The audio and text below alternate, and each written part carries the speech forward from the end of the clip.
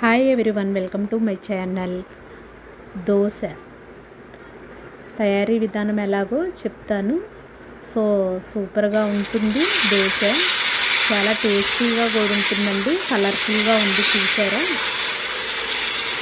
పలుకుల చట్నీ వేసుకోవచ్చు, లేకపోతే టమాటా చట్నీ వేసుకోవచ్చు. ఈ దోశల్లోకి పావు గంటలో టిఫిన్ అనేది రెడీ చేసుకుని తినొచ్చండి. ఎలాగో చెప్తాను, తయారీ విధానం కూడా ఎలాగో చెప్తాను. సూపర్ టేస్టీగా ఉంటాయి. పిల్లలకి కూడా తొందరగా తయారు చేసుకుని పెట్టుకుని టిఫిన్ అన్నమాట.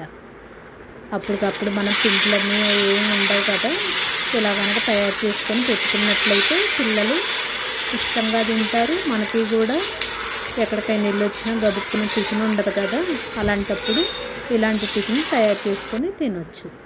దీనికి కావలసిన పదార్థాలు తయారు చేసుకునే విధానము: 1 గ్లాసు బొంబాయి రవ్వ, 2 గ్లాసులు గోధుమ పిండి, 1 గ్లాసు శనగపిండి వేసి వాటర్ వేసి కలుపుకొని ఒక దగ్గర ఉంచుకోవాలండి. 5 నిమిషాలు నానిచ్చిన తర్వాత దోశ అనేది వేసుకోవాలి. సూపర్ టేస్టీగా ఉంటుంది రవ్వ దోశ. సబ్స్క్రైబ్ చేసి గంట సింబల్ మీద క్లిక్ చేసి వీడియో అనేది షేర్ చేయొచ్చు.